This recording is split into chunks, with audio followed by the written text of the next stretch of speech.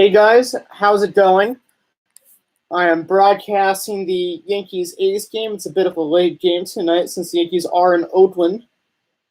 So this is actually a really good test run because I do want to do a couple more broadcasts in the series, and he's also played a very special broadcast on Friday. If I can be awake for this, and hopefully I should. I take like a 2-hour nap beforehand, ate some dinner, and getting right to it. It's actually pretty funny because I really don't know how I did in Israel all those times. So I woke up about 1:30 after sleeping for 2 hours and going through an entire broadcast. And I've heard from family that I was kind of sleeping through it. So you might see that in the later innings today. I'll try my best to stay up. But yeah, I do appreciate whoever's watching and whoever's following along. And yeah, so let me give you guys the defensive alignment for the A's in the meantime. We have Marcus Semien at short, Robbie Grossman on the left, Matt Chapman at third, Matt Olson at first, Mark Canha in center, Chris Davis DHing, Stephen Piscotty in right, Corbin Joseph at second, Chris Herman catching, Homer Bailey starting for the A's. Bailey is 10-8 with a 5.22 ERA, 108 strikeouts and 122.1 innings pitched. Came off a really good start for the A's. He actually throws a decent amount of splitters. And you guys remember, Bailey had a 7-year, $105 million contract for the Reds, and they just released him.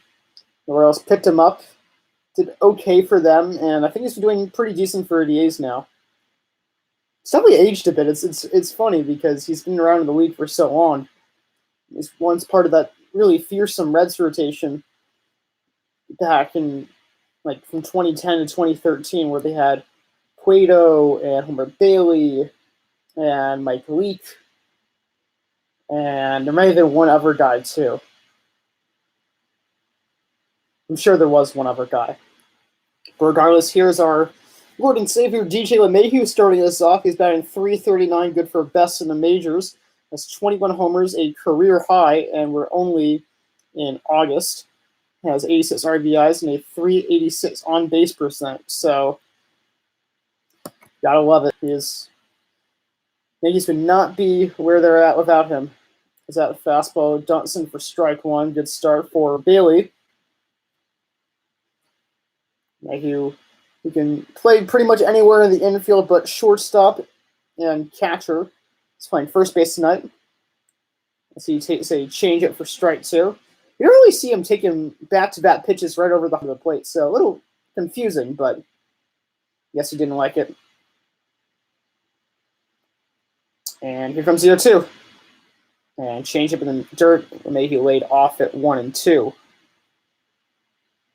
know what's funny? The Yankees actually kind of predicted LeMahieu's power output because last year he had a career high, I think it was 17 homers or something, and saying, oh, it's a fluke, it's at Coors Field, will it translate to Yankee Stadium? It's that fastball missed upstairs, 2 and 2. But for years, people were saying, like, hey, he hits the ball hard. And he tried a little bit, I think it was last year, to try to go for power, and he only batted like .270. Now he just hits the ball hard. He still gets home runs. And a good swing there to foul it off.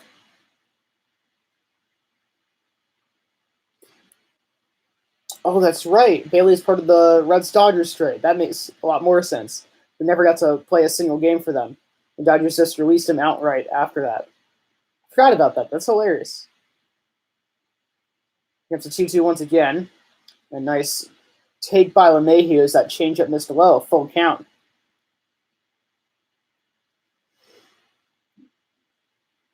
You know, it's funny. We've had Gardner and Hicks over the years as our leadoff guy. None of them are even close to as good as LeMahieu. I mean, he's just otherworldly in that spot. And he posed that one, and ooh, wow, nice tumbling grab by Mark Canha out there in center field. LeMahieu just hits it on the nose every time, and sometimes he just has a rough time with it.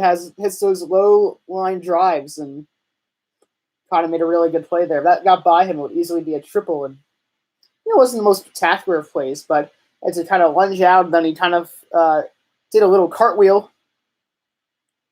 Well, I would say more like a somersault. Yeah, pretty good. Didn't realize he played center field. I thought he was a corner outfielder. He's having a good season too. Has like an 886 OPS, and he also has like 18 homers. So Kano's been in the A system for years. He's finally starting to break out. And here comes the 1-0 Judge. Curveball in there for a strike. Please check out my new article. It's actually about Aaron Judge. It's called "Is Aaron Judge Still Affected by an Oblique Strain?" I'll post the link after the game. It's on Bat Sports page, the website that I work for. As Judge fouls that fastball straight back, now 1-2. He's batting .265, 12 homers in the season. There's a lot of stats that show that he's a kind of power, and oblique he really used everything for, so it really could be affecting. Wow. From 2011 to 2013, this Judge went to Fresno State University, and he swings through that slider, so Judge is down on starts. It's a good backdoor slider. Kind of a hanging slider, too, but yeah, Judge has had a lot of trouble on the inside corner. It's interesting. Pitchers are pitching 4% more on the inside corner or inside zone than other major league hitters, which is actually pretty significant numbers considering that there's so many players and so many hitters in Major League Baseball.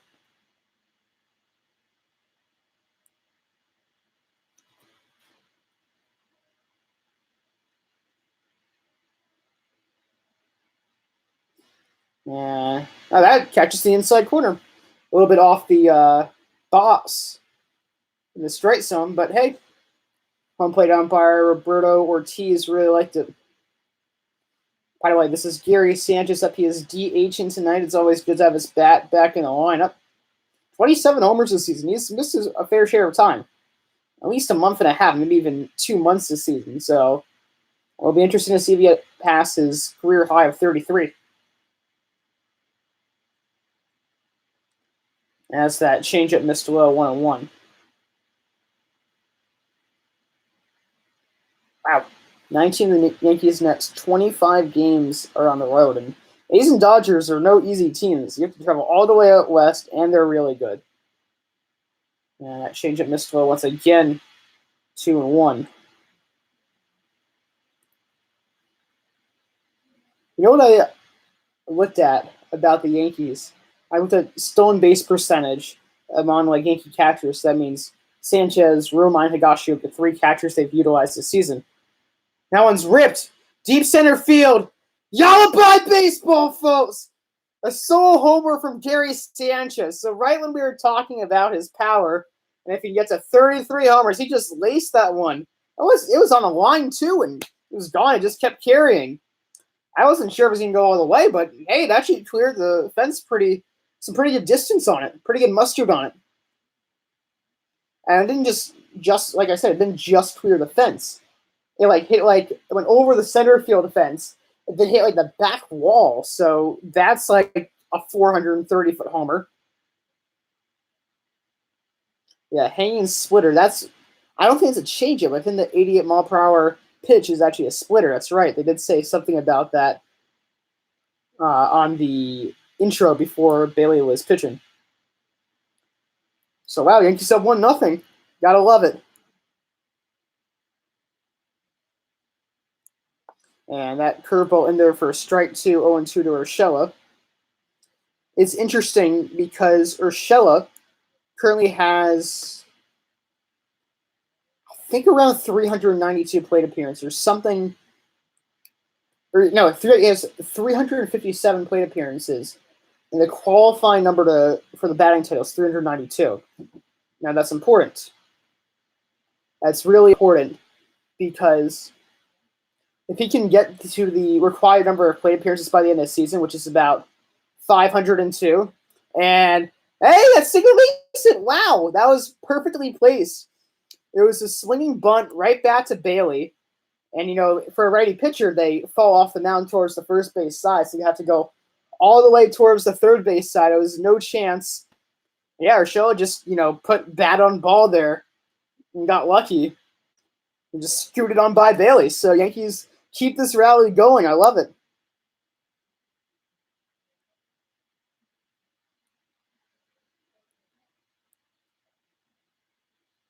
By the way, I see your comments, Marcos. I'll answer them on the break. And special shout out to my buddy Marcos Camby. Maybe we'll hang out tomorrow, but he's also one of my best friends from high school, and he's watching the game tonight. So I really appreciate Marcos. And you saw I had a lot of excitement for that home run, so I appreciate it. So the power department keeps continuing. Says we have Jeter Gores up now, having double-digit homers for yet another year. Here's the 0-1. Fastball misses low, 101.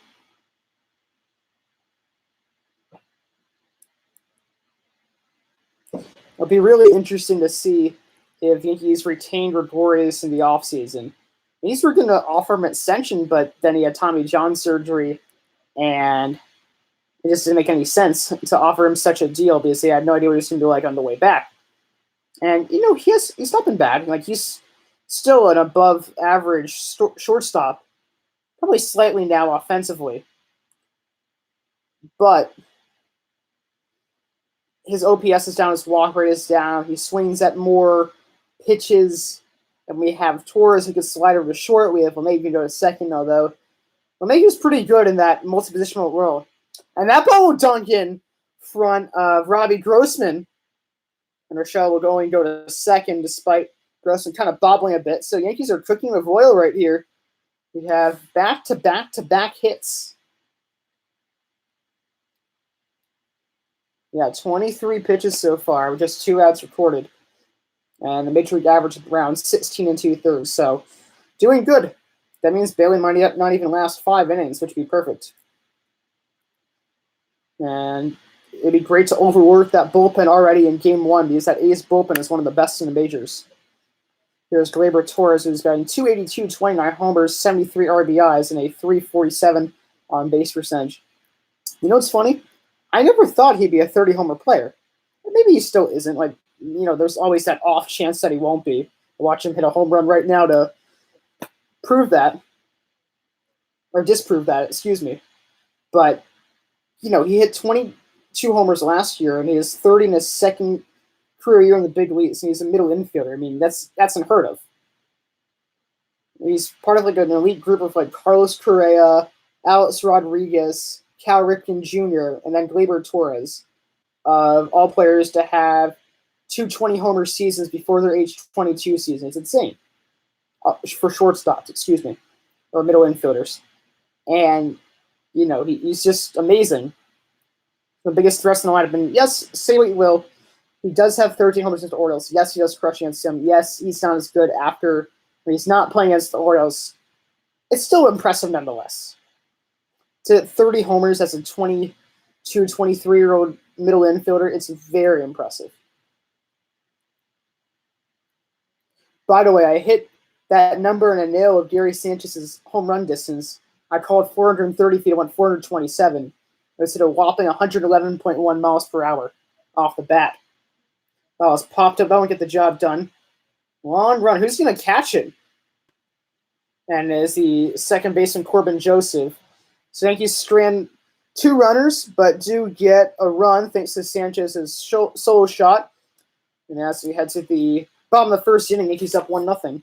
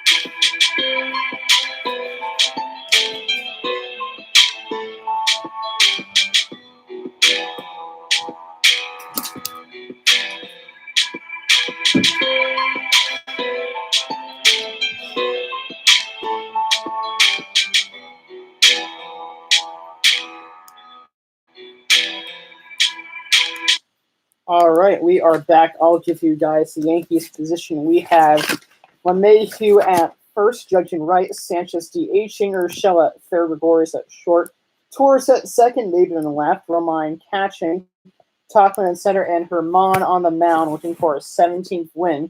He has a 3.96 ERA. He's 16-2 this season. He's 124 strikeouts and 116 innings pitched. And wow, I mean, he has really stepped up for an injured Severino this year. As that fastball, it's the top of the zone, 0-1. And I would say as of now, I mean, he's our game one starter. I mean, yes, Tanaka definitely has a good beat on it. He does, especially the last two starts. But if you're talking about consistency overall, Herman has that number. It'll be an interesting race. I mean, Severino obviously in the mix too. And maybe from Patson, if he really steps up, because you can pair with an Oper and probably like with Chad Green and throw Patson out there and have a good game one starters. And a high pop-up. Who's going to catch it? It will be Gleyber Torres for out number 1.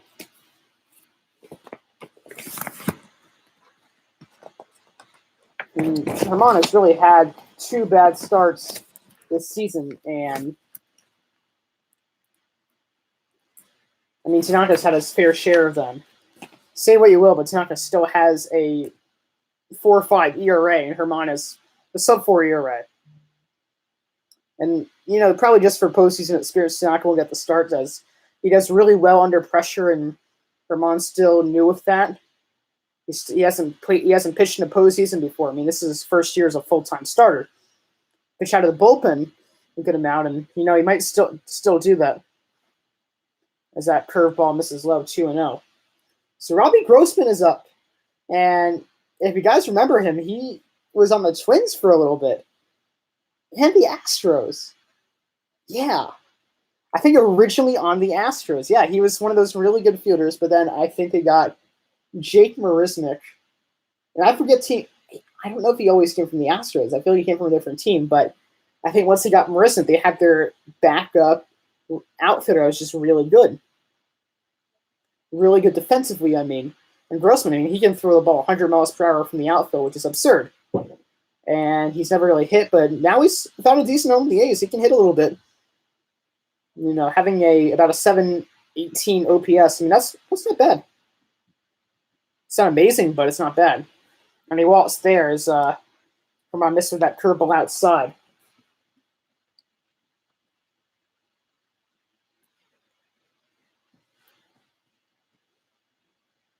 So the batter is up now. His name is Matt Chapman. And not to be confused with Haroldis Chapman, despite them both having the same last name. But he might be the best third baseman in baseball. Matt Chapman, that is, of course. And I mean, he's going to get 30 homers this season, only one away. And he plays some of the best defense. You should look at his highlight reel. It's really insane. As that curveball, it hits the top of the zone, 0-1. Didn't think that made it, but thank you, Roberto Ortiz, behind the plate. I mean, he's kind of like the American League version of a Nolan Arenado. Like a lot of power at third base and plays really good defense. He's right up there defensively with Anthony Rendon and Manny Machado. I think Justin Turner for the Dodgers still plays really good defense. So, yeah. And his offensive numbers are also just getting better. So it'll be cool to see what kind of player he can evolve into. He could be a 40-homer guy at one point. I mean, he might even get 35 homers this year. 30 should be easily attainable, just one more course of like 40 more games.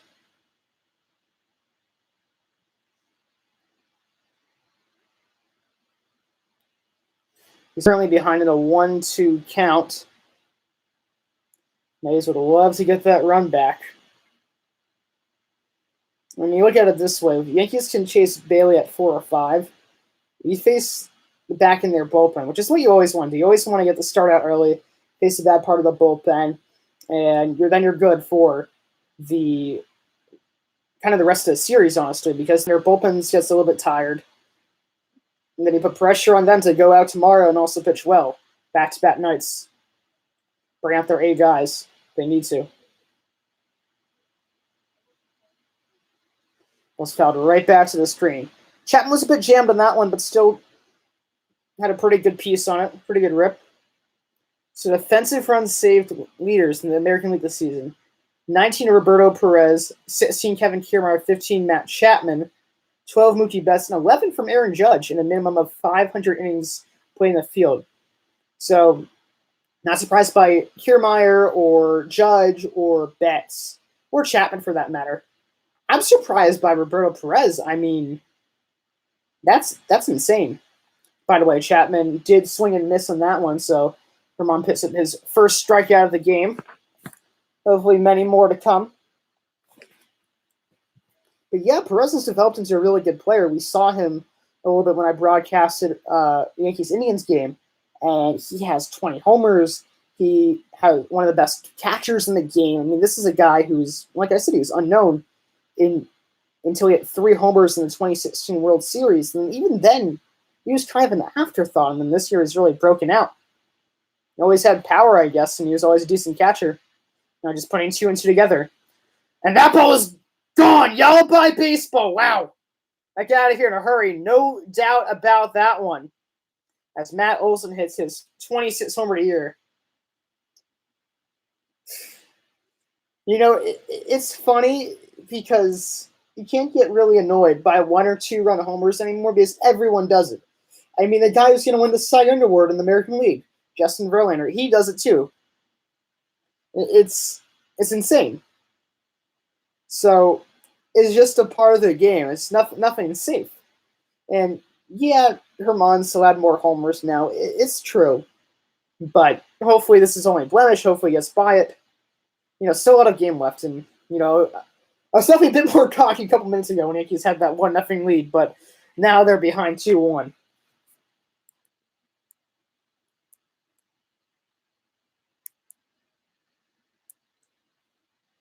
Huh. That's interesting. Olsen leads all American League first baseman in home runs with 26. He's only played in the league for like 3 years as well. And then Chapman kind of came up at the same time. And only in 92 games too. That's right. He was out the 8th year with a hand injury. So you can see 2 of the A's corner infielders in Chapman and Olsen. And you got 40 homers one day. And it could be as soon as next year. Was also poked deep right center field. Y'all buy baseball, folks. Back-to-back jabs for the A's. So, like I said, just like that one blemish from Herman. Nope, he gives up a back-to-back home run. Mark Canha, who already made a nice tumbling grab of the game, goes yard. And the A's are up 3-1. That's just perfect. Still a lot of game left. It's baseball. Might be seeing a sludge fest tonight. I mean, this A's team, despite playing one of the biggest ballparks in Major League Baseball, they have so much power. I mean, ballpark size, I mean, of course it does matter, but anybody can hit one out. I don't want to hit a ball 400 feet now. That wasn't the case maybe 10 years ago or so. That one just cleared the fence. I mean, it's still a good shot. It's still 380 feet. Just cleared the fence. And, of course, right afterwards, Herman throws 2 straight balls.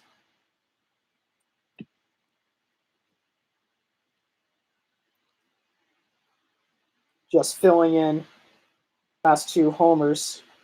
Ooh, really nice changeup to Chris Davis. That's a guy who hasn't been doing well for the A's this season. That's a guy who could have been a really big X factor. I mean, if they don't make the playoffs, they can kind of blame their woes on Chris Davis. I mean, led all Major League in home runs last year, 47. This year is 18. His batting average, which almost always stays at 247, consistently there. He's batting 222. So, 17 homers.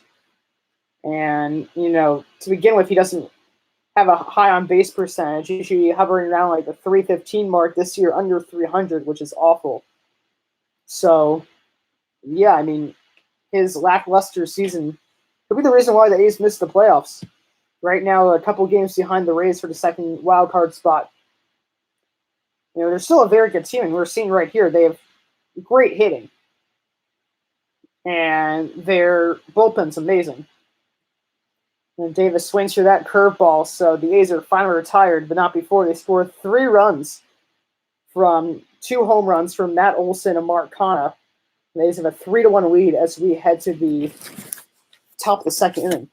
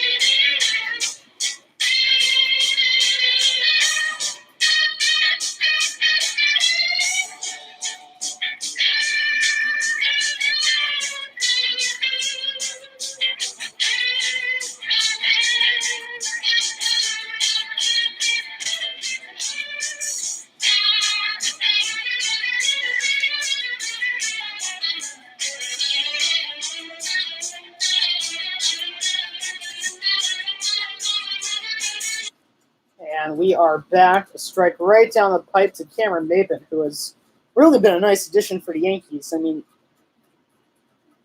this year has really been the year of everyone stepping up for the Yankees. I mean, there's really just not one guy who has not stepped up for them. I mean, even argue that Breivik Valera has done his part a little bit, and that's kind of one of the more obscure guys on the team.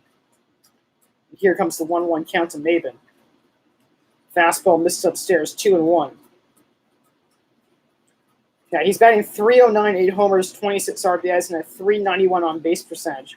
I think his highest on base percentage for that was maybe .350 or so. And he's just totally ripping it out of the ballpark. And it's interesting because he has like over a 900 OPS, which you wouldn't think of a guy who's fast, who just all he really can do is run, even outfield-wise, and ground to short, throws to first, and just gets out Maben by a step. You saw there. I mean, he runs pretty well. 1 away.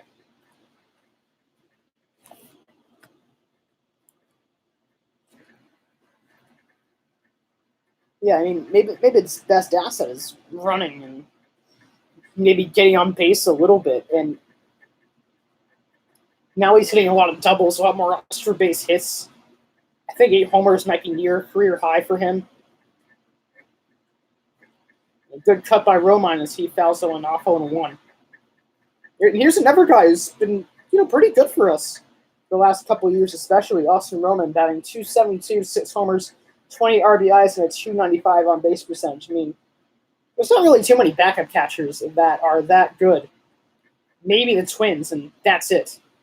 There really isn't too many other guys. Look at the A's backup catcher, Chris Herman, who might even be their main catcher right now. He has 1 homer, batting .191. He's batting under the Mendoza line, which is when you're batting under 200, getting hit less than 20% of the time.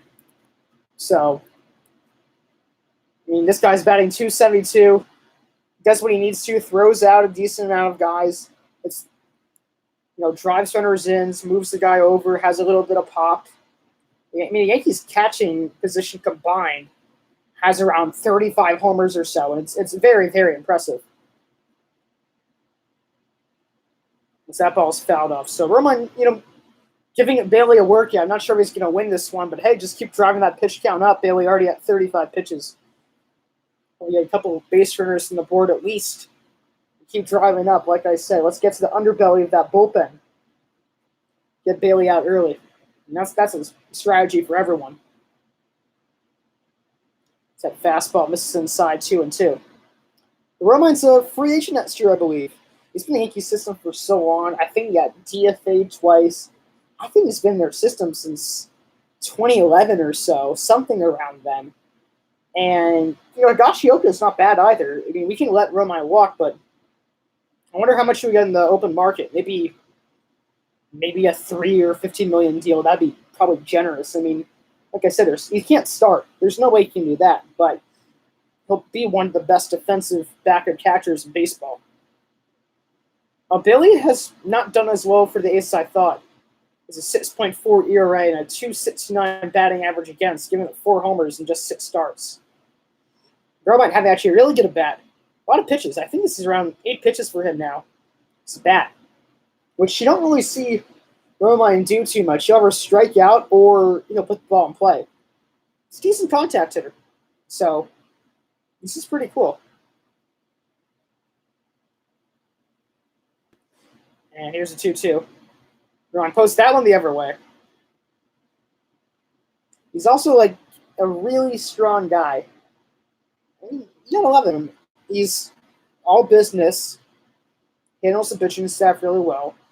It seems like every time he comes in the game, especially like the last 3 or 4 years, runner in scoring position, oh yeah, I'm going to drive you in. That's when he comes through. And ultimately, he does strike out on the nasty splitter from Bailey, but that was a 10-pitch at bat from your backup catcher. We'll take that any day of the week. Doesn't matter if he strikes out. I mean, what's the percentage? Is 72% of the time he's going to get it anyway, according to his batting average. About one did at bat, and he works the pitcher. That is perfectly fine by me. That should be fine by anyone's standards. So he did a job there. And speaking of replacement level players doing well, Mike Tauchman. I'll be interested to see how sustainable he'll be, as his home runs have kind of always been very shallow, but his defense is really good. He's one of the best outfielders in the American League. I would say we saw that like top 6 group of fielders by defensive runs saved. I think in terms of outfielders, in terms of left fielders more specifically in the American League, he's top 5. It's insane. He has speed, he has a little power, he hits all fields. He's making it difficult for the Yankees to try to re-sign Gardner yesterday, and Gardner's had 17 home runs, which is very impressive, and he's still shown that he can be a major league hitter, or at least around that. Because you have Tauchman, you got Maven, you have Frazier still looming in the minors, and who knows what we'll do with him. I mean, the media kind of portrays him as this playboy, stuck-up guy, but he really does care about the Yankees, and I mean, hitting-wise, he does kind of deserve to be up here in the major leagues. And, Yankees are going to play the hot hand, and Tauchman can play defense, and his hitting was always improving, so why not? He's the reason why Frazier isn't up here right now. Maven, too. If Maven wasn't doing well, Frazier would be the next guy up. I mean, I don't think we're going to retain Maven just because he's a free agent next year. I mean, he signed a 1-year deal. I think a minor league deal for the Yankees, actually. So splitters in the dirt, 1 and 2 to Tauchman. And a team's definitely going to take a flyer at him, and Yankees probably can't offer him that. Probably say, hey, we'll give you a minor league deal again, but nobody's going to take that after a career year and have to age in like his low to mid-30s, which is very impressive. Ooh, nasty splitter as Tauchman is down on strike. So back-to-back Ks for Bailey. That's a nice rebound inning, 1-2-3. He's still up 3-1 as we head to the bottom of the second.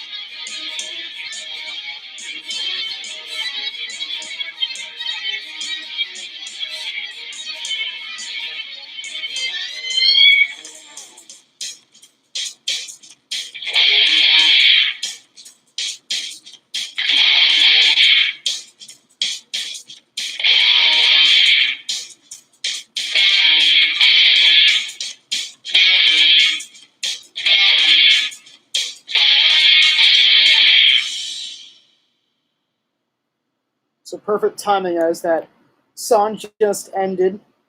By the way, all these songs are brought to you by YouTube. Audio library was perfect because at least they can play something. They won't let me play anything else, but they'll let me play something. So you gotta be appreciative of that. So who's in that? It's Stephen Biscotti. And it's really interesting how the A's got him. So, and grounded short. G takes a step, fires to first in time for out number 1.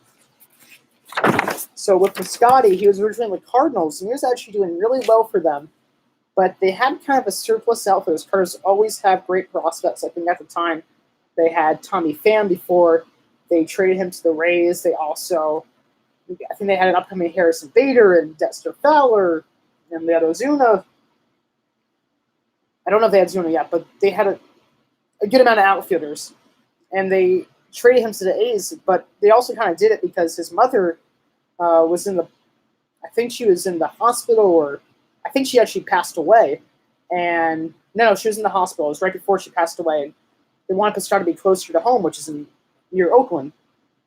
So to spend some of his last moments with his mother right by where he's playing baseball. And it's really,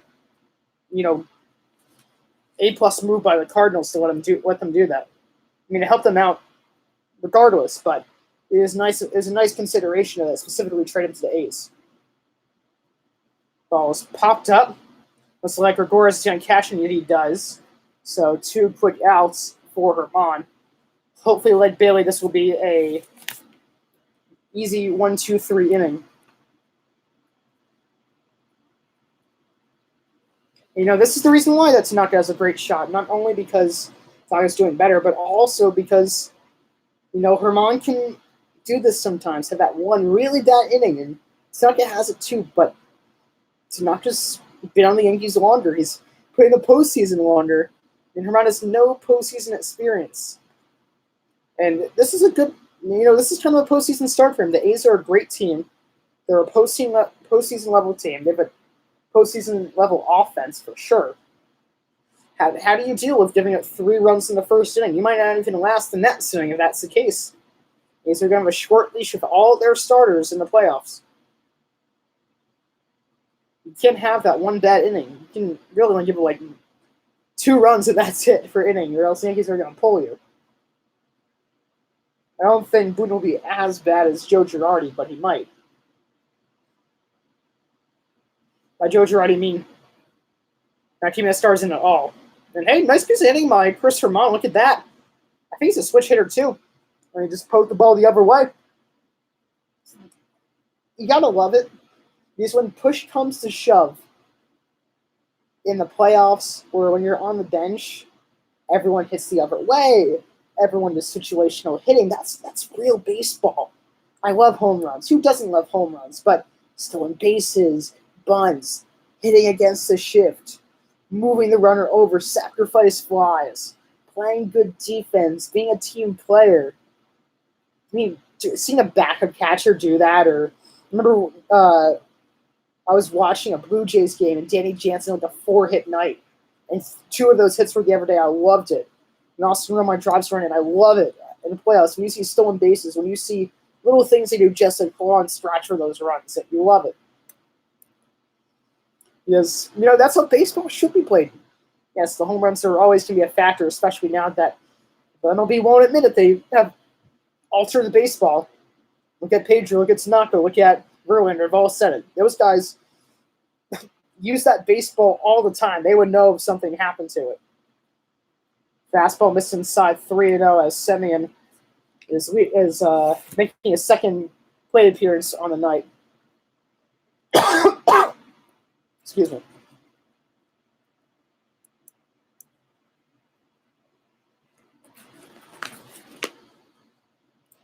And through the hole into left field. This will be extra bases. Let's see if Herman can score this. Right to Maben. He's going to throw it to Cuttleman. They're going to wave him. And he is in there. And now Semien's caught in a rundown. And LeMahieu will tag him out. I think so. I think that's LeMahieu. But it is an RBI double for Marcus Semien. Now have a 4-1 lead. So we'll be right back at the top of the third. A's up 4-1.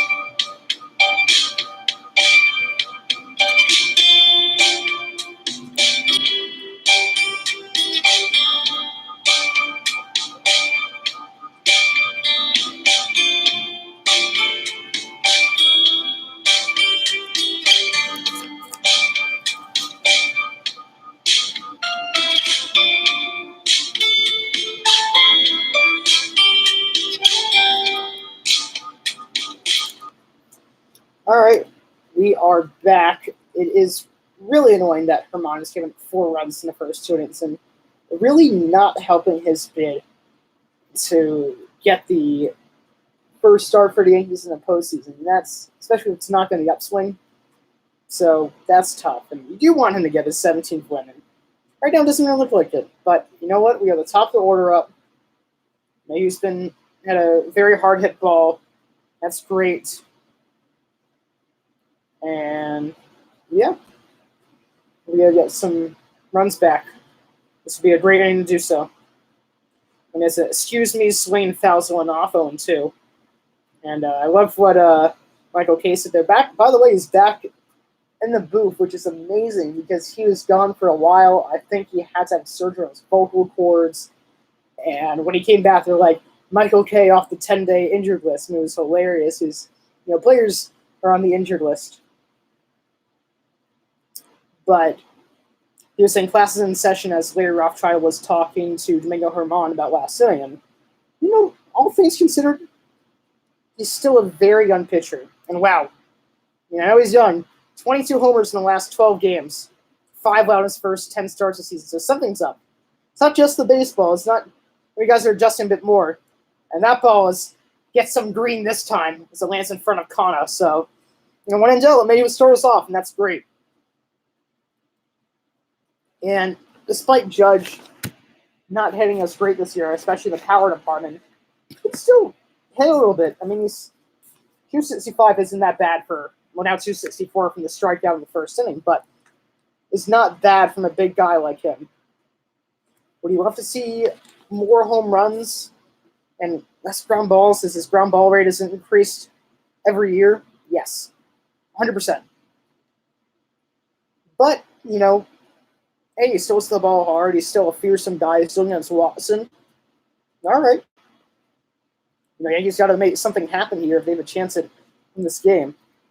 Don't have to, but it would definitely help.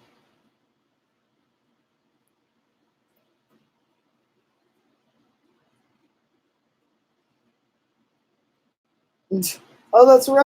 Homer Bailey, they're comparing him to Christian Bale, and they look exactly alike. That's hilarious.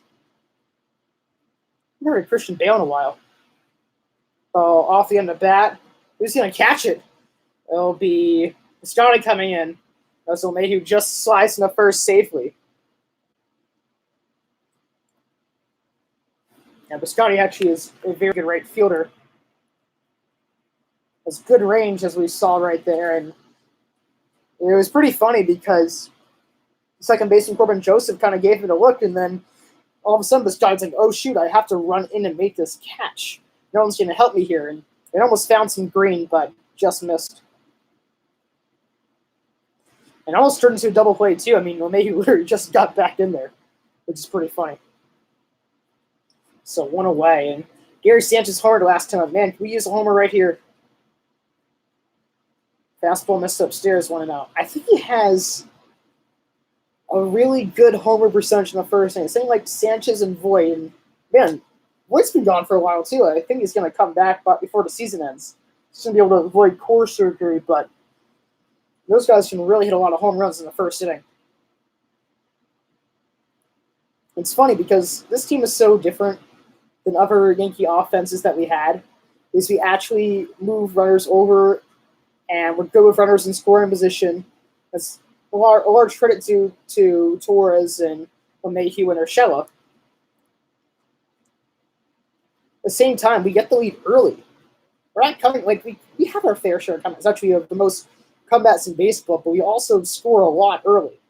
It's kind of also that our pitchers a lot of runs in the first inning, too. Look at James Paxton, highest ERA in the first inning. It's like a 12 ERA. It's awful.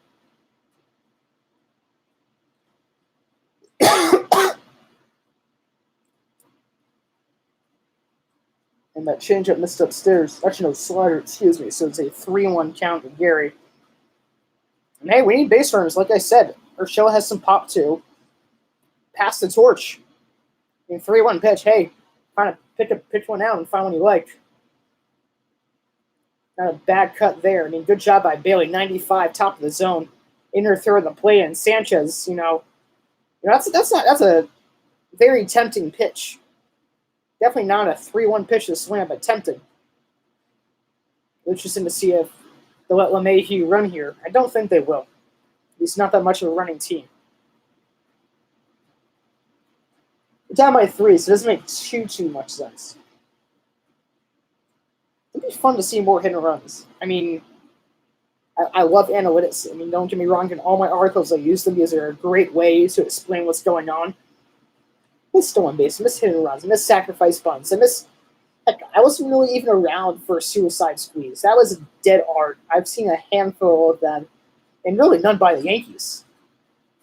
And we may never see stolen bases again. It's sad. It's home run or bust essentially. But hey, when you have LeMahieu and Urshela, that you gotta love it. Brings everyone back. That one's doing a job. Popped up in the infield, just gonna catch it. It will be Olsen who catches it over the head of Joseph, and now Joseph gives him a smile and a look. 2 away.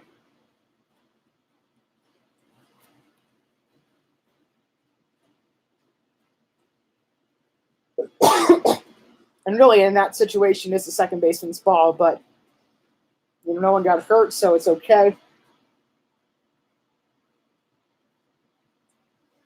And this is what baseball needs to market more. They don't need a robot umps. They don't need a 3-batter limit for pitchers, although that's probably one of their better ideas. Don't need the 20-second pitch clock for pitchers. It's a nice block by Herman to keep the ball right in front of him. 1-0. Another thing to do, they gotta show the fun stuff in baseball, not just the home runs. Because as much as you love it, it can get a little bit tiring. I gotta show that cool stuff between what happened right there between Corbin Joseph and Matt Olson. Just 2 teammates just going buddy with each other, having fun. And there we go. Urshela puts from the other way, and LeMahieu, I believe, will go to third. No, actually, no, he'll stop at second as Piscotty has a really good arm. But yeah, I mean, when push comes to shove, Urshela's going to go the other way. LeMahieu's going to go the other way. They're dinosaurs in today's game. It's amazing. And that's what they got to highlight. They got to highlight the fun stuff. You got to highlight true baseball. I was actually talking. I went to my old softball coach's Jewish day camp. He's a lifeguard there. His name's Robert Girardi. He's a really good friend. I'm seeing him tomorrow. And I talked to one of our friends there. His name's Greg, and I gave him my email for the. He gave me his email, rather, so I can send him my articles and broadcast notes, which is great. But he was telling me, why don't show the kids on the scorecard? Why don't you give out scorecards, and whoever does to get a prize? That's a great idea. Why don't we do more things like that? Show them the nitty-gritty about baseball. Show them that they should stick around, not be on their phones, not walk around, but actually follow intently on why this game is amazing. I'm sounding like an old person here, but that's baseball for you. That's how baseball should be. So you get people into it. It's different. It's a slow game. It's a detail-oriented game. What do you appreciate? You see the little stuff, and I've had my fair share about my articles about people saying, "Wow, so much excitement. You have so much. You explain it really well for the person who doesn't know baseball, because they want to know. People who genuinely just want to know, and you explain it to them, you make them a bigger fan. So that's what they need to do." But enough of my spiel on that. Gregorius is up. It's a 1-1 count. Hopefully, it's a 3-run bomb right here. Not about swing there. That was right down the pipe. Right down the heart of the plate. Rose found it right back.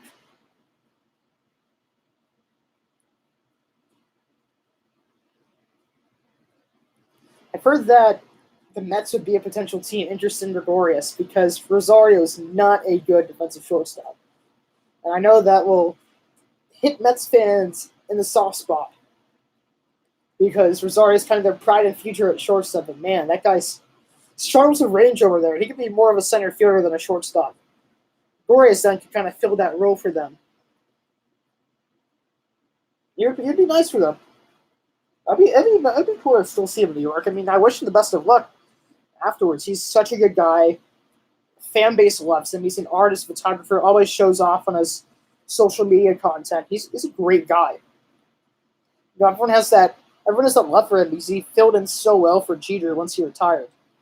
With so much pressure, he's really blossomed into a great player. And that one trickles foul. So Gregorius gets a second chance. I really can't wait until I get my glasses at Allegheny. I had them shipped over there because, I have 20/20 vision, but my eye does have kind of a blue light glare, which is gets affected and starts blinking a lot. Maybe you can kind of see from computers and screens, and once I have that, I'll start feeling a little less tired when I do these broadcasts, which is going to be less in college. It also help me out when I'm looking at my phone or reading. Just reading glasses. I'm not going to wear them all the time, but it'll be very helpful. Hey, good cut on the tough pitch. I was high and in at 94, and Gregorius fouled it back.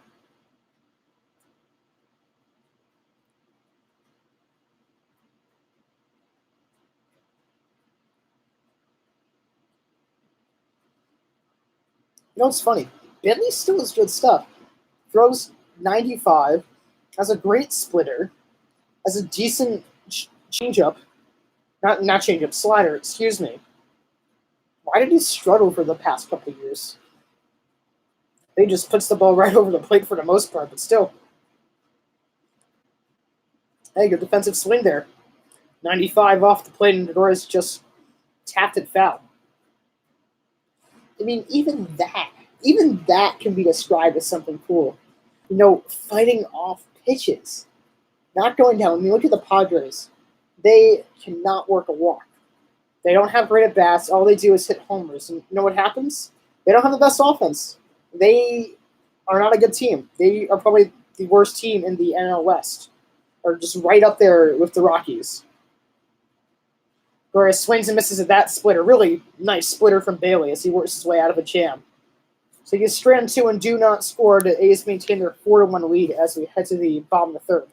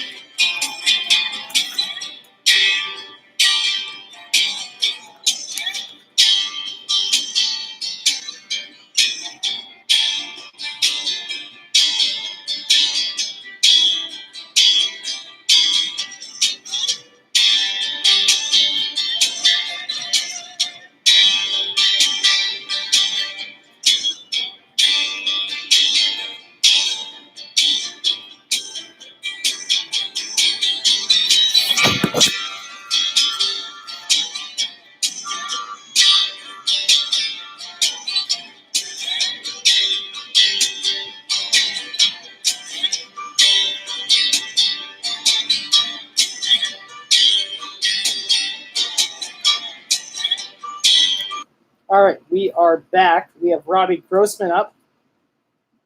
He fouls that one to the other way, 0-1. So yeah, last play of the last time the A's are up, it was pretty funny because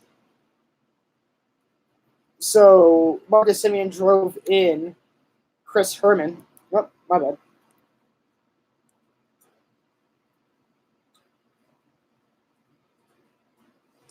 I was reading some of the comments. I'll get to you, Marcos, after the half inning, as that changeup misses outside 1-1.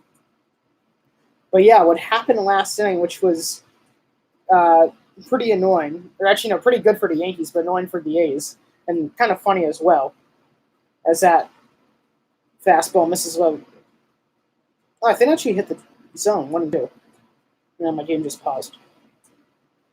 But Marcus Semien drove in Chris Herman with an RBI double, and Yankees looked like the Yankees were going to throw home, try to cut off the run. Simeon was going to go for a third on the throw, but then Urshela kind of threw back to second and Torres tagged him out. So they ran themselves out of the inning, and that's why Grossman's up this inning instead of the last one. So my game just completely paused. Trying to put on cellular data.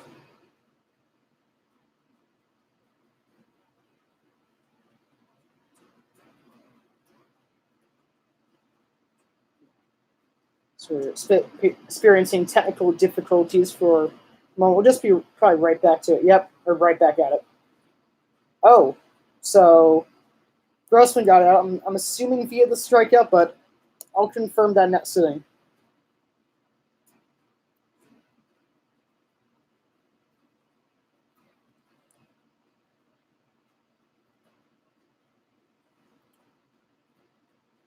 So right now, Matt Chapman's up. He struck out the first time against Herman. Right now he's in 0-2 hole.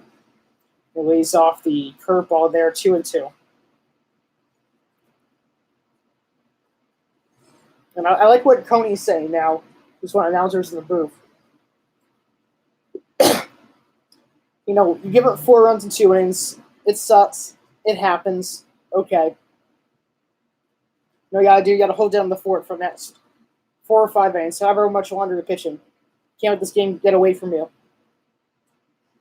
You know, it happens. You can have that one bad inning, right back to Herman, steps, fires the first, fires a kind of a low strike to LeMahieu, but they get the out, 2 away.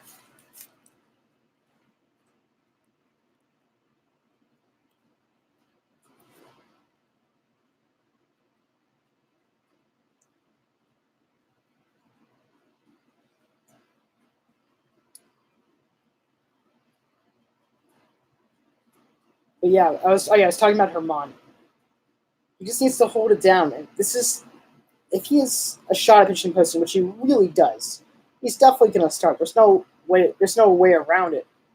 But if he's going to be one of our 1 or 2 guys, he needs to be able to just hold down the fort. You had a bad inning. Okay, you still have to give us 4 or 5 more. You know, you can't let things get out of hand and then it's a bullpen game. Then we're screwed for the series. Can't happen. Curveball misses inside 3-0. So, like, this is what I'm talking about. 2 quick outs. Can't be 3-0 behind a Mets guy. I know he had a homer off you, but still. And then he walks him on 4 pitches. That's great. So the inning will continue. And last inning, too. 2 quick outs. Gives him back-to-back hits. First inning as well. Gets 2 outs, runner on base. Gives up back-to-back homers. It's Michael Pineda all over again. For those of you that remember him. I mean, this is a guy, struck out a lot of guys, didn't walk a lot of guys. Same as Herman. Gave a bunch of homers, got hit hard. Couldn't make it past 2 outs. It's insane. Eventually, they released him.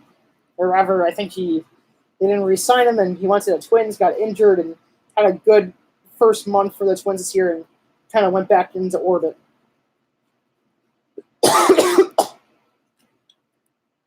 Allergies are awful. Sorry for the coughs. Can't help it. Not sick as allergies. Here's the 0-1. Fastball missed upstairs. Takana, who homered to right last time up. That's a pretty good shot. I forgot he's a right-handed hitter. And he went the other way with that one. I mean, that's a big fence. That's probably at least 2/3 of the Green Monster. Not the 30-foot high fence, but probably good 15, 20 feet. Lays off the fastball 2-1.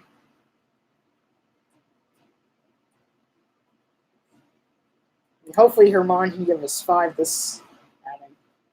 It's already at 53 pitches, which is really not good for being the 3rd inning. And, you know, you have to give quality innings, too, so, 5 or 6 at most. And curveball hits the outside corner, 2-2, yep. That's interesting, Mr. Herman's also a really bad 3rd time through, so that's also a challenge when he doesn't have his best stuff today. So you wonder if they let him go past 4. I wonder if Boone will have that on mind. And look at my last article before the Aaron Judge one that I posted today. The Yankees really ought to utilize their starters in a certain way because they have specific tendencies where they do well and they don't do well. It's a pitch. That ball is grounded foul. So, hey, pretty good at bat for Khan. I mean, like I said, the A's have a postseason offense. So this is the real deal for Herman. This is really essentially a postseason start. It's very telling when you go 4 runs, when you walk guys on 4 pitches after your first 2 outs. This guy's not our game 1 starter. It's not really. Yes, he's had a great success over the season, but since the after the first 10 starts, he's been a bit of a different pitcher. Swing and miss, and Sanchez will complete the putout by throwing a first. He does. And the A's strand a runner as we head to the top of the 4th. The A's are up 4-1 still.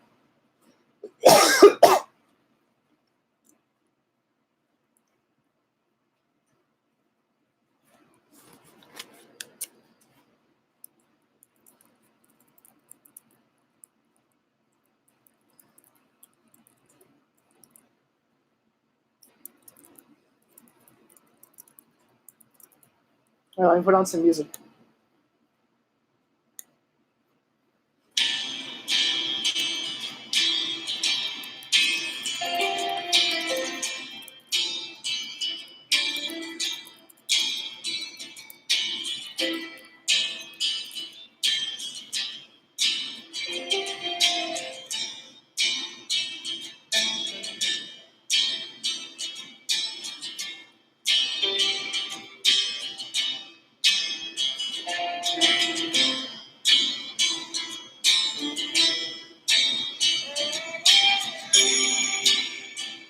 Oh yeah, Grossman was called out on strikes, which makes sense. That was a batter we missed because of the pausing of the out.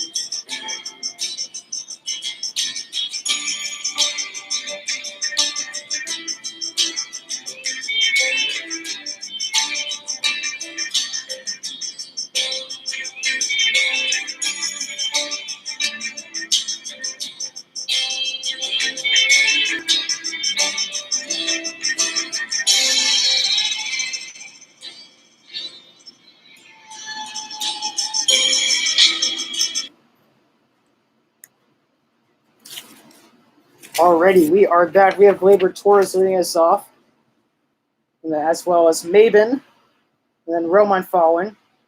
Oof. Torres went fishing there, swung at a high pitch out of the zone, 0-1.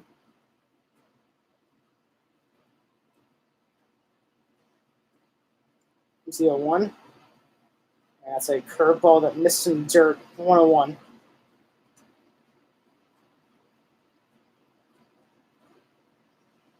So Torres originally came over in what might be later known as the Gleyber Torres trade, but currently known as the Chapman trade, as Chapman helped the Cubs win the 2016 World Series. But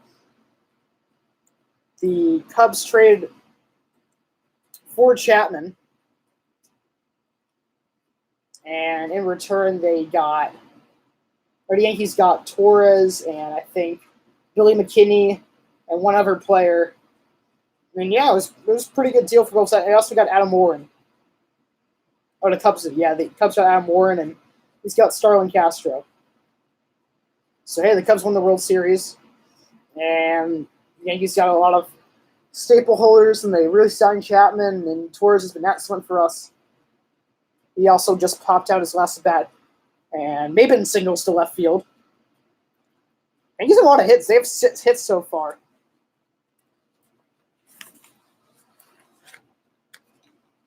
But not too much to show for it. They've left runners in scoring position a couple times in the third inning and in the first. Can't really do that when you're down behind 3 runs. And, it's tough because Herman hasn't really helped them out too much tonight.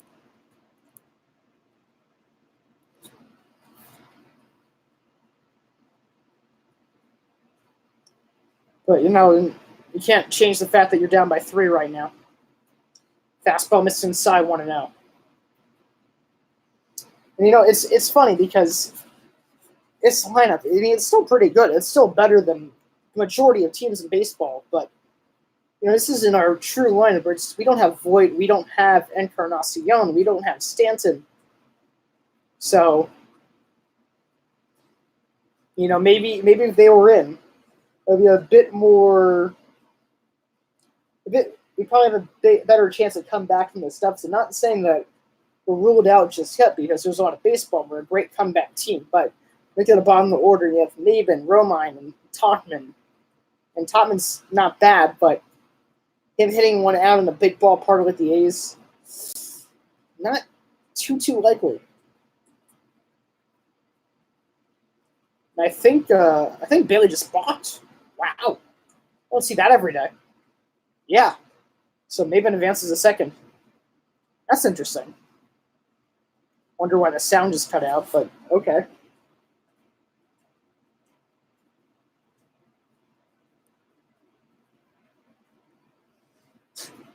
David Cohn, you're hilarious. I mean, balks are meant to just not deceive the runner, but if you just have that little flitch, a nice grab by Olsen, flips to Bailey, and they get out Romine. But hey, he does a job, moves the runner over. I mean, has a really good at bat the first time, moves the runner over. Hey, he's done his job as the backup catcher tonight. So despite there being 2 outs, when we can push across this run this inning, hey, we're down by 2. Be helpful. Let's see Mike Tauchman in a stadium where that's much larger than a lot of the ballparks he's played, and let's see if he can drive him in. He's pretty good at runners in scoring position.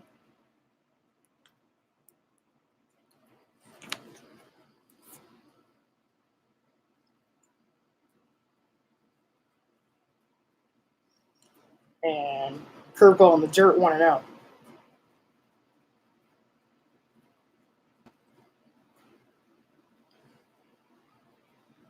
But yeah, as I was saying, we were very top heavy. We got 6 guys who are great, and then you had maybe Topman's kind of in that mix, and then you have Maben and Romine, and those guys also are very good. They're just not power guys. So we take it for granted that we have 6 guys who can hit for power, which not really even the A's have right now in their starting lineup, as that's a strike right down the pipe 1-1. That being said,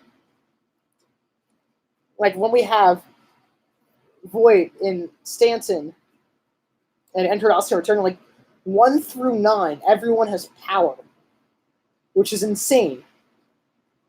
It's just a different lineup. And it's a little bit easier going toe-to-toe the A's and also facing off against Homer Bailey. I mean, starting runners a couple of times against him, that's not good. That's a thing where if we have our full potential lineup, that probably wouldn't happen. Someone would have hit that 3-run bomb right by now and tied up the game. But hey, we're making him throw a lot of pitches. Maybe only has 1 more in him, get him after 5. Face the underbelly of the bullpen. He hasn't been pitching bad. Bailey's actually been pretty good. Just a lot of pitches. He's high in the zone, got a swing at it, and just fouls it off the other way. Here comes the 1-2. Same thing. That time it being a splitter, though. It's funny to see Bailey throw so many splitters because Tanaka throws a good portion of splitters, but Tanaka's splitter is not as effective as it used to be. Hitters are adjusting to him, and also the home run ball and hitters golfing low pitches, not really helping a splitter either. And that pitch, Topman this kind of just laid on it. That was a good pitch to drive it. That was a hanging splitter. And Bailey's had some good ones. Ones that, kind of start low and just die out of the zone. It's very impressive.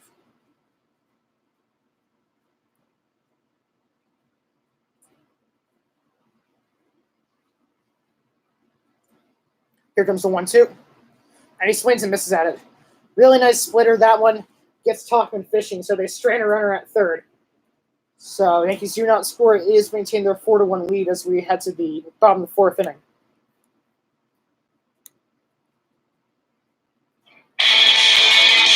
I'll be right back.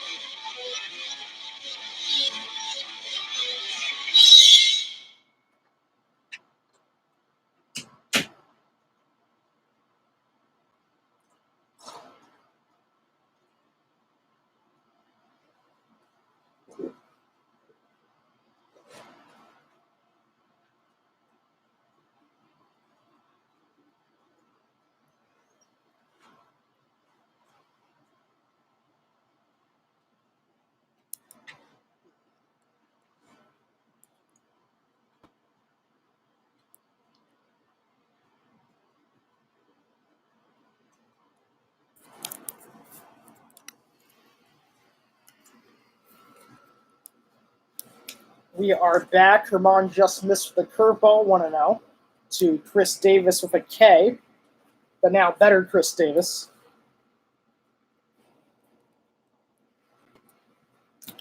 The ever Chris Davis with a C in his first name.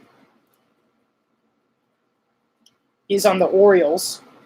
See, oh, the screen got worse. Okay. I guess it was, yeah, it got a little worse for whatever reason. Sorry about that. Can't fix that, but it's a 2-1 count to Chris Davis with a K.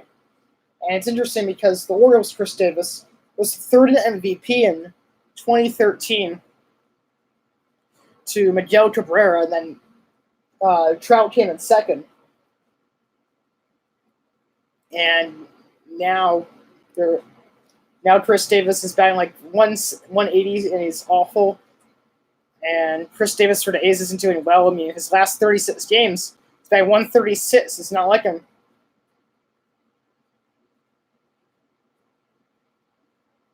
And yet there's the consistent Chris Davis that they were talking about, batting 247 in the last 4 seasons.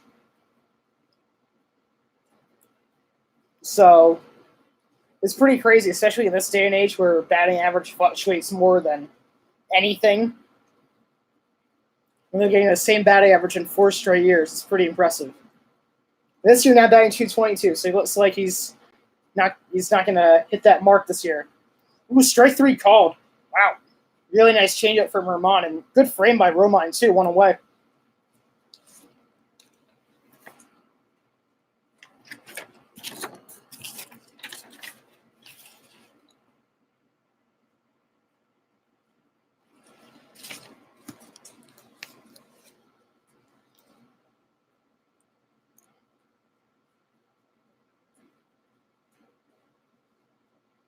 Scotty fouls one off 0-1. Grounded out to short last time. I think the announcer just said that he hits 366 against lefties and 238 against righties. So pretty big splits. Did he go on that one? No, he did not. So a 1-1 count now. It's a right-handed slugger. He's a pretty good player. I mean, maybe not the guy the Cardinals thought that he could turn into that one time. And yes, I do realize he's on the A's. But he was looking like a 30-homer, 270 guy. Probably not like that too often. He's going to give you a 700 OPS and get 20 homers. Ooh, wow. That's what you call good positioning. Right to Torres at second base, 2 away.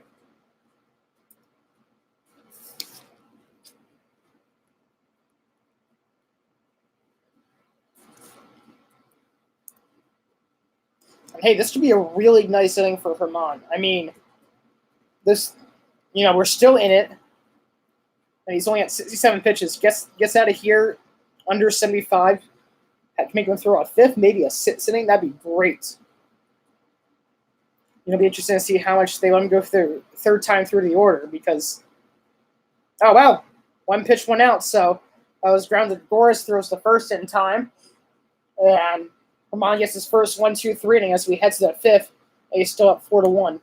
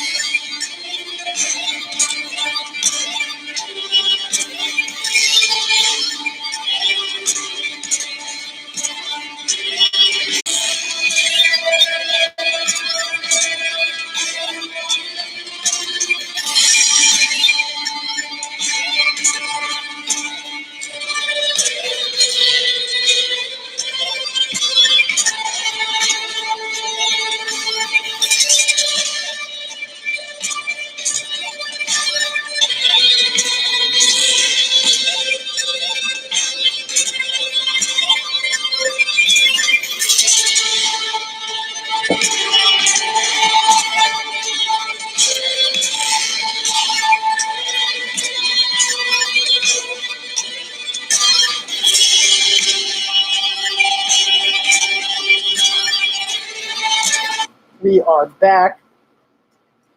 And there's DJ LeMahieu. So, hey, we got top of the order up. Bailey's still in. His pitch count's up there. Let's have a big inning and run him out of here.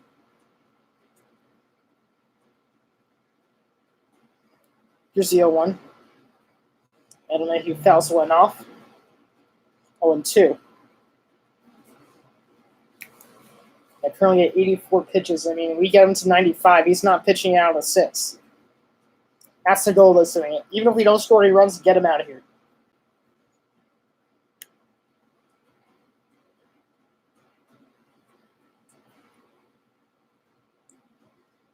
And here comes the 0-2.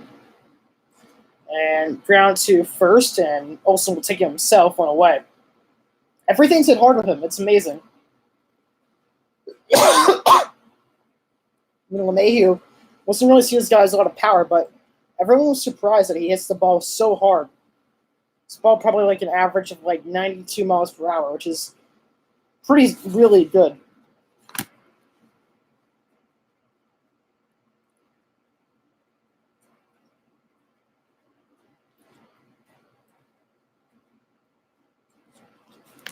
So here's Judge. And I'm telling you, that's the pitch. That's the pitch that gets him. Those low and outside pitches. I mean, that's where he does his best. You know what? I take that back. That's where he does his best work. Everyone throws him there. They'll overthrow him up and in, or low and outside. It's a pretty high percentage of both areas. I saw conflicting reports, honestly. I saw a report that said throwing it on him 4% more than Major League average, but I also looked at Fangraphs heat map, like how well he does in different places in the strike zone, and he does really good low and away. Because all they do is throw fastballs and sliders low and away, and one of the things that has been off of Judge this year, maybe not from the oblique, but he's done really bad at hitting sliders. And breaking pitches too, he's done worse on. And there we go. There's the splitter, and Judge is down on strike. So not a good start, honestly. Because Bailey's looking really sharp this inning. Only at 88 pitches, he gets out of here under 93 or so. Might come out here for another inning. Heck, even under 95, he might come out here. He's pitching well. You know, he's scattered some hits. The Yankees have had. How many have they had?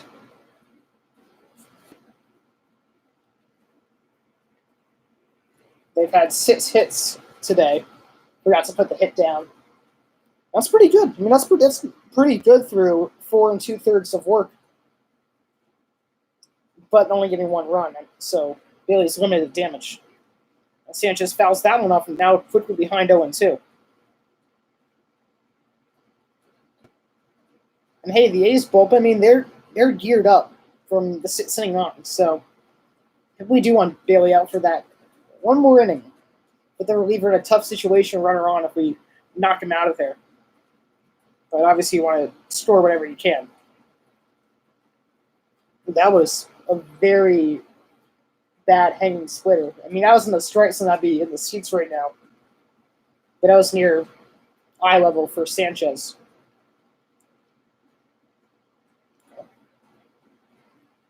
Here's the 1-2.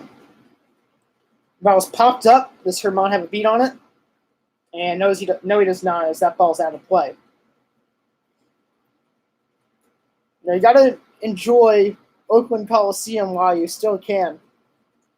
It'll be interesting to see if they ever move to San Jose. And the reason why is because their stadium is not that great. I mean, it's kind of a bit of an old stadium. I mean, it's not that old, but it's a weird stadium. It's a weird-looking stadium. I mean, they have the bullpen on the field, like some crazy foul territory. It's insane. It's a very unusual stadium, and very big too. They've been wanting to move to San Jose for forever, and it's really tough to relocate stadiums. I mean, look at the Rays. I mean, they almost gave up on playing Florida, essentially, by trying to find a way to play in Montreal. I mean, MLB said they can have the 2-way stadium, which will be interesting to see if that even happens. Here comes the 1-2. That ball missed way outside, 2-2. I mean, Sanchez, if he gets on here, that'd be great. So that would kind of ensure that Bailey's not coming out here. I mean, this will be his 95th pitch, so I'd be a little surprised if he doesn't come out here for a 6th inning too.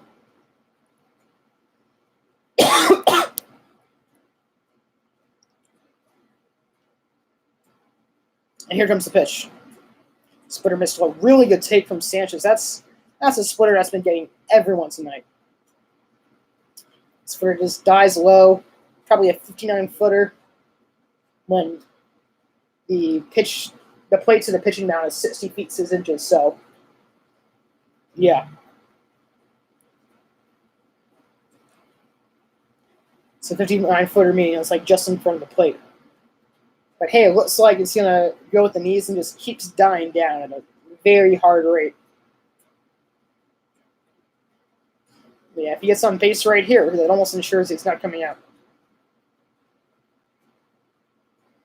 And it also puts pressure on him to get out of the inning, and you have Gio Urshela. So we can really have a 2-out rally right here. Sanchez got something. It'd be very likely. Here's the payoff pitch. Sanchez pops that one out. Does not get the job done. And right there, kind of makes the catch for out number 3. So the Yankees go down in order. That was probably Bailey's last inning. We'll see. And they still have a 4-1 lead.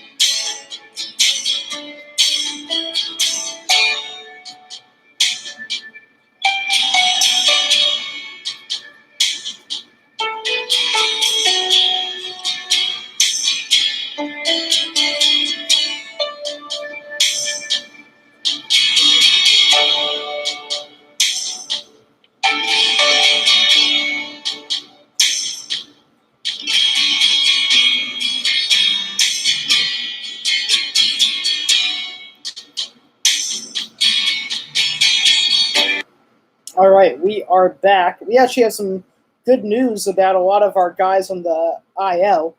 Stanton is starting to do some baseball activities. He ran the outfield today. Severino's facing hitters tomorrow. And Matanzas is going to throw a bullpen session tomorrow. So everyone's making their way back, which is great because we will need them down the stretch. I mean, all three can play a very prevalent role in the playoffs for us, and we need all we can get. We were kind of robbed of their production. Robbed of a lot of people's production from all the injured list stints this season. It'll kind of all be worth it if we can get back at it. And a high fly ball to left field right there is Maben, and makes the catch for out number 1.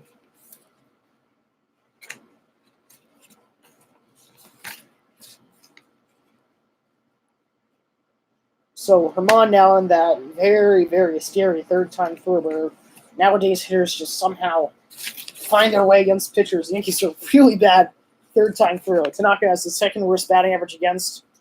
And actually, yeah, I saw that. He kind of fell off the mound weird. And right, we're talking about IL stints. That's kind of an injury scare right there. He seems to be fine, not limping. Kind of just fell on his knee after he threw. Taking a look at him, all the players go away. Stevie Donahue going away. He'll be fine.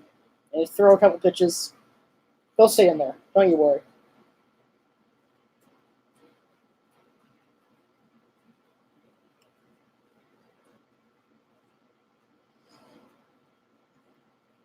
Yeah, sometimes I agree. That's a very good quote. I mean, maybe you should actually have pretty good announcers, to be honest. But what I was going to say, or whatever, I'm going to add on to what they were saying, is that both pitchers kind of dig their own dirt a little bit differently.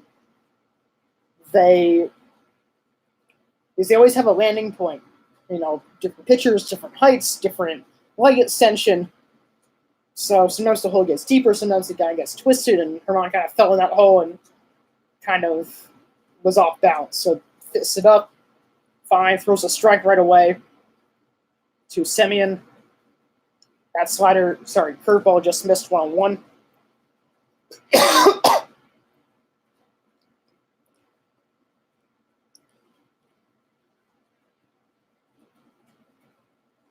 That ball is laced down the left field line. And it's off the base of the wall. Yep, just kind of said the same thing. That's funny. So, I mean, that was 2 doubles in tonight's game, along with a pop out to second. And Hey, already. Third time around, starting to bite Herman in the butt. And you know you weren't losing, so if you only had 73 pitches, why not have him throw out like another inning or so? I mean, you could argue innings limit, you could argue it's more stressful innings, you could argue that you still want to be in the game. Sure. All viable excuses. But he gets out of this one, maybe they want to throw him out there. I mean, depends on how he looks. And Grossman fouls that one to the left field side, 0-1. Grossman has scored thanks to Olson's 2-run homer in the first and struck out looking. Batting .249, 6 homers, 34 RBIs, and a .348 on base percentage. He's always had a pretty good eye, to be honest. And like I said, he's not too much of a hitter, but his defense and his good eye will get him the lineup sometimes. Wow, really nice changeup from Milano. I mean, his stuff is so good. But at least in the last few starts that we've seen him, really after since the first original 10 starts this season, he has not looked dominating. He's looked like he's had good pitches here and there, but then he gives a one big miss and 22 homers in his last 12 starts. That's a lot. That's a lot. So let's see if we get out of here. Like I said, it has to hold down the fort. This is what's going to take from the pitch game 1 or 2 in the playoffs. Hold down the fort like this. That ball is laced foul. It's also funny because, as I mentioned before, the bullpen's on the field, which is weird because really only I think the A's and the Giants have it, which is disgusting because it's weird and it's different. I mean, that's not always a bad thing. But pitchers are in danger there, and what if you throw a ball away? Just not an ideal situation. That fastball misses upstairs, 2-2.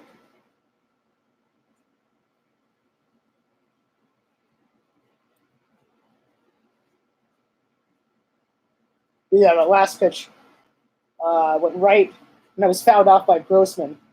Kind of went right to the bullpen. Just scary. Hey, there we go.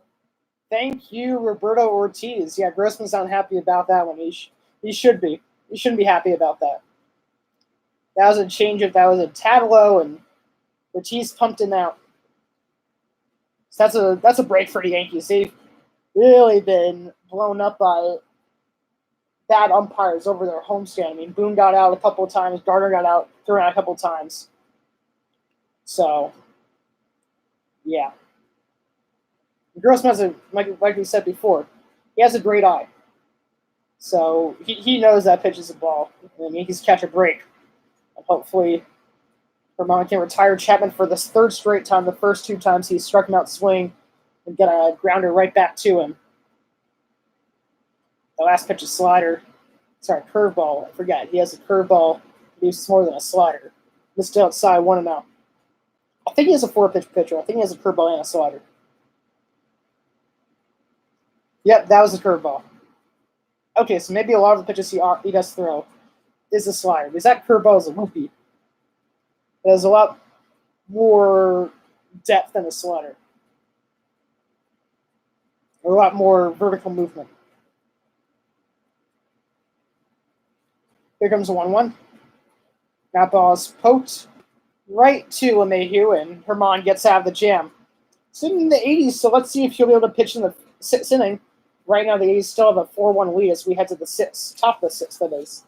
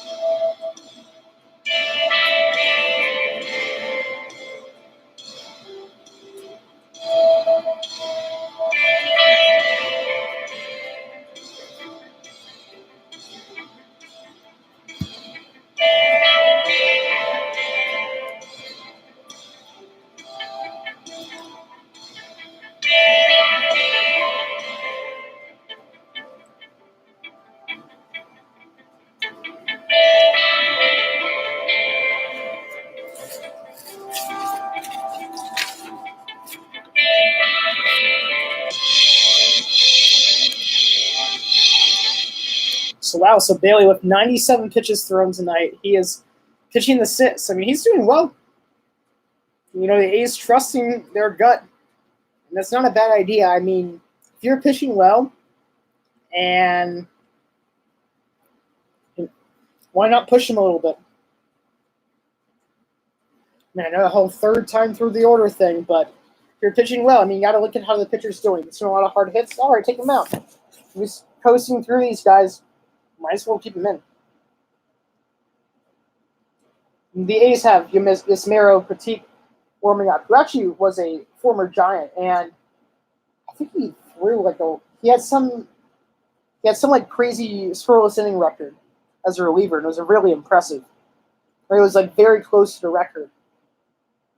Now he's kind of been he's been a decent reliever. He's not as good as the time with the Giants in that first year as hitters have adjusted, and he kind of fell back down to earth. But that being said, still not a bad guy, and first sign of damage, he's going to come in maybe right after this batter too, as that last pitch was his 100th pitch. Right now a 2-2 count to Urshela.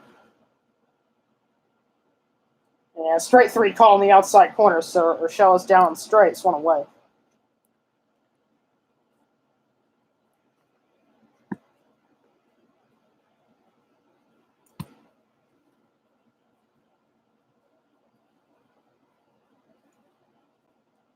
That was a pitch. Yeah, it was borderline. I mean, Yankees got one, and the A's got one. And Bailey's still in there. He's going to face Gregorius, so this might be a season high for him tonight in terms of pitch count. And Gregorius slaps that one the other way and foul, 0-1.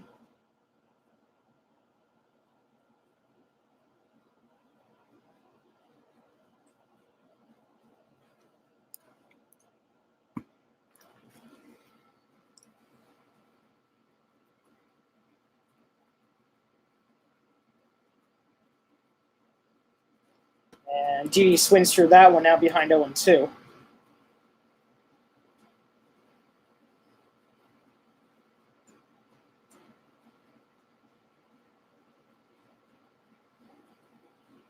I'm not sure if I'm going to broadcast the entire game. My eyes are really, really struggling here. Not because I'm necessarily tired. I mean, I am, as Gregorius swings through that splitter. I mean, his splitter's been really working well tonight, 2 away. But I also got to get up early tomorrow. I got to get up at 5:15 so that I can go help out the softball guys. And if I were to go the whole way and then write the post-game recap, that'd be way too much. So, yeah, we'll see. I'll probably go till the end of the 6th.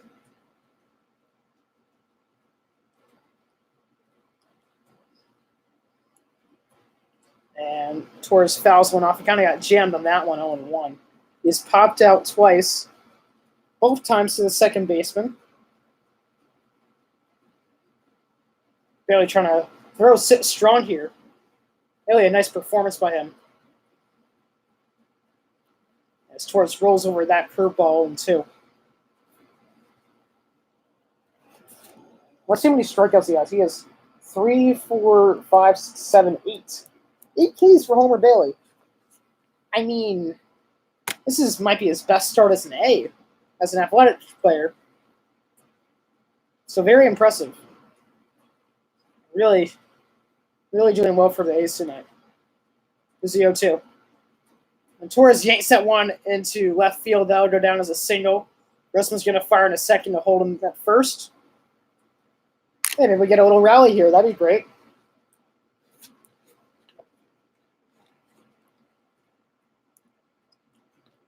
And here comes A's manager Bob Melvin, who's been with the A's for the past 9 years as their manager. We'll take out Bailey. Not too happy of it. Wanted to get Sitson, but still a great performance.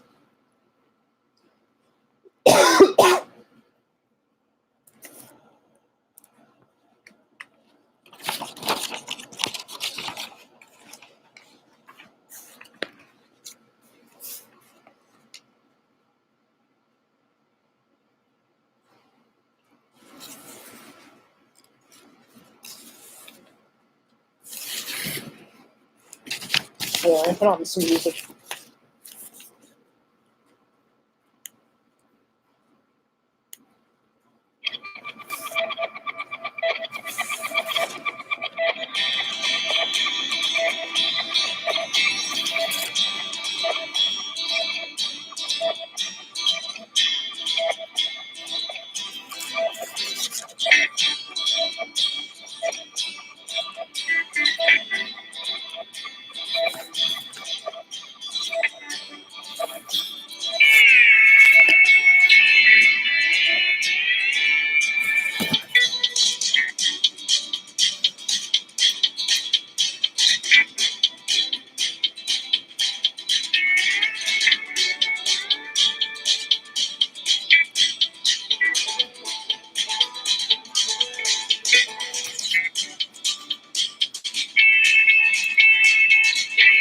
You know what?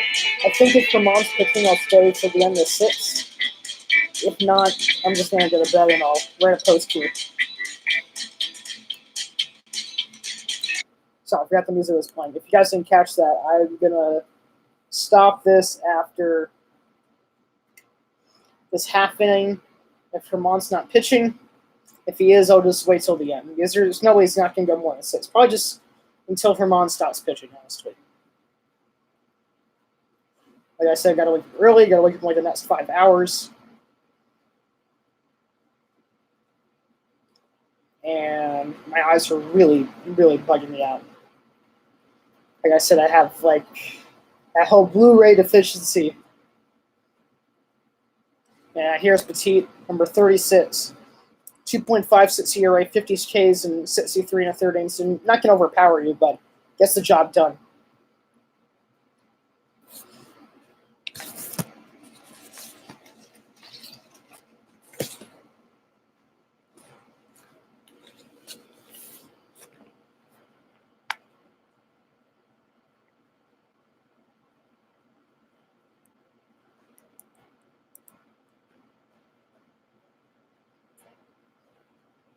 Here comes the 1-0.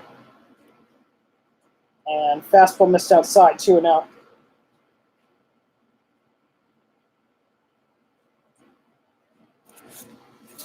I actually really like that comment that they just said. And ball ground to third. Going to be a long throw for Chapman. Wow, does he have a cannon? A nice scoop by Olsen. Play goes 5-3. And the Yankees are retired. They strand one, do not score as we head to the bottom of the sixth inning. A's are still at 4-1.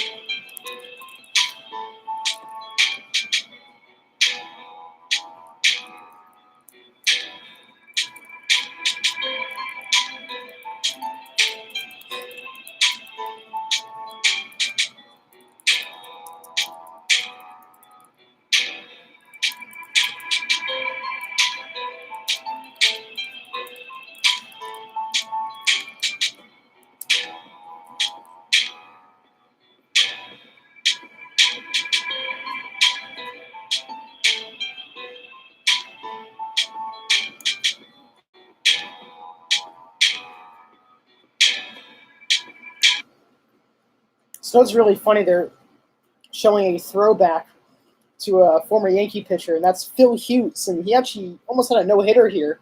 And I don't know about you guys, but I do not have fondest memories of Phil Hughes. I mean, he was not that great for the Yankees. He was kind of seen as this guy who'd be really good for us, like a really good three-starter. And he got rocked a lot of years. And it's sad that he's out of baseball, and it's cool that he did a little well for the Twins. Like, I think he still has he's very up there in the strikeout to walk ratio. So it's something like he had like a 14-1 ratio. I think Kershaw broke it a couple years back when he had like a 1.7 ERA. But it was really cool. So, I mean, wish him the best of luck, and he's still pretty active on Twitter. Maybe I should go follow him on Twitter since I just got an account, but really cool. Here's a 2-2. And drive off the glove of a Mayhew, and it trickles into the outfield. So it's a base hit for Matt Olson, who's really having a great night tonight. He has a 2-run homer, a walk, and now a single to technically Gleyber Torres, as he's the one who picked it up. So a good start for the A's. Wonder if the Yankees will take out Herman here or not. No sign of Boone just yet. And that was a play that if a slightly above average first baseman would be able to make. Now you still kind of needs a position. Not used to the hot corners. I say hot corners because the lefty equivalent of the hot corner is to first base.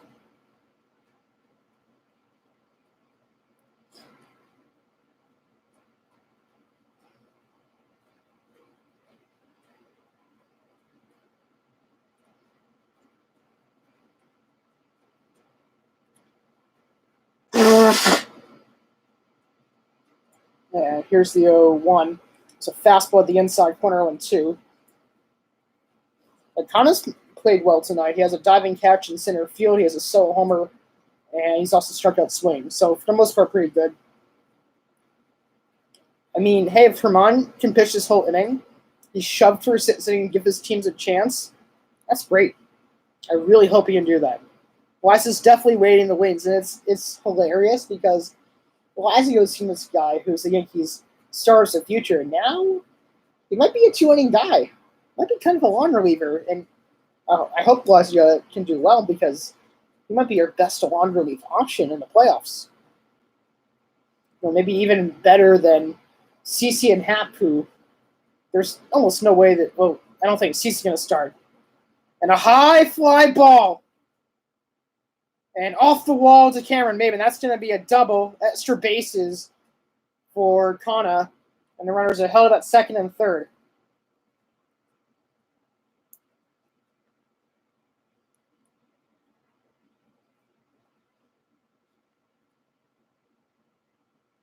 So that might be it for me. I don't think I'm going to do, actually. I guess I'm going to wait till Herman gets out, and I'm pretty sure he's going to be out here. Get that 5 hours of sleep in, which can at least make me livable for tomorrow. No, just missed a home run. You got to take out Herman now.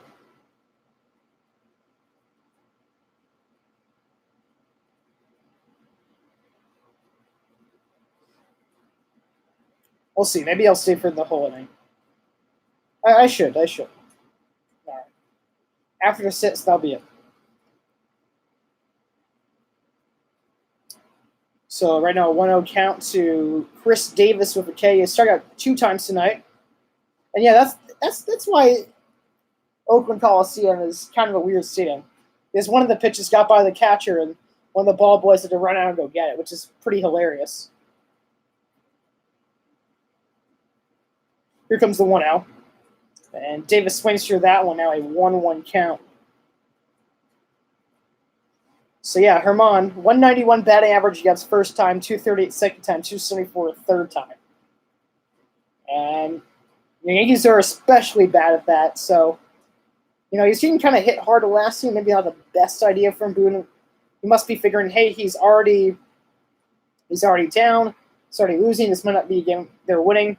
And honestly, maybe he just wants him to get this last batter But at the same time, he's probably maybe trying to see how well Herman can deal with damage. How well can he deal with runners in the scoring position? How well can he pull through for the Yankees? When push comes to shove, will he be able to hold down the fort? So yeah, this is kind of a telling start. And even when you're losing, there's still a lot of cool things that you can see from this game.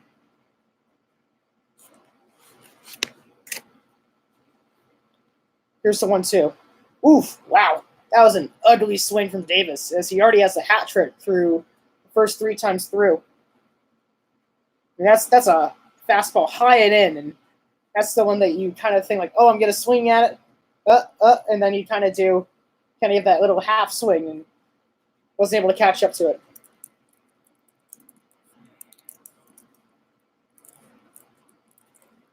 Yeah, they really dry him out, which I'm a little surprised by. I think it's more than just getting out these guys. I think they're trying to see if he can hold down the fort. Bush comes to shove. How is he going to do? Because this is a playoff-like start.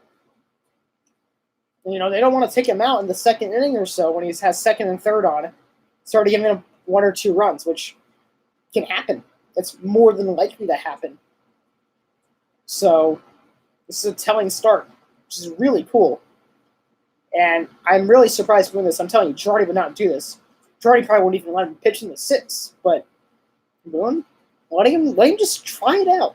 Why not? I mean, there's like 40 games over 500. Why not? And I hope he gets out of it. I want him to do well. Who doesn't? No 2 count to Scotty right now. That was on a great pitch. Herman was trying to give a little extra right there. That was 95 on the inner third of the plate.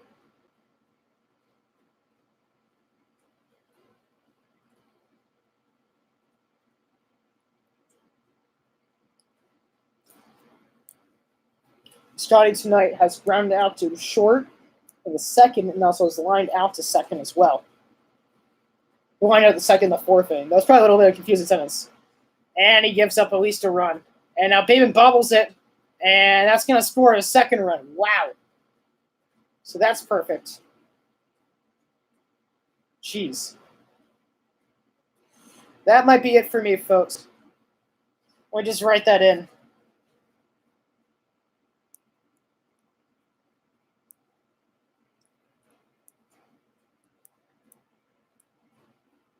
And the game's kind of blowing out as well.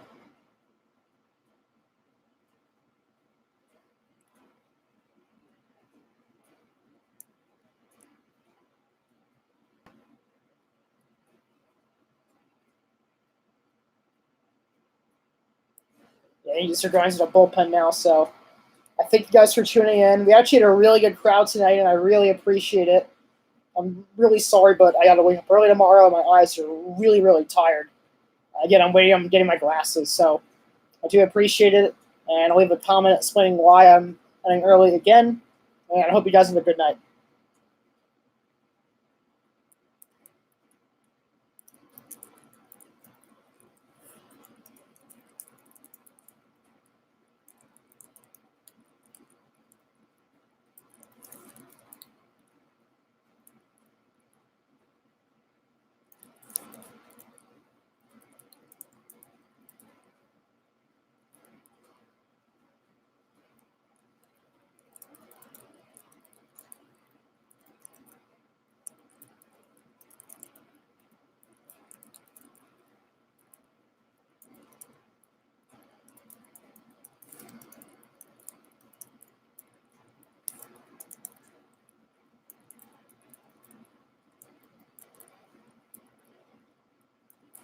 Also, shout out to Chris D and my buddy Marcos Camby for tuning in. I think we had 1 or 2 other viewers, but they didn't leave any comments, so I'm not sure who they got. But I do really appreciate it. We're leaving with a 6-1 score. I'm Adam Cohen representing Yankees from Israel, and I hope you guys all have a good night.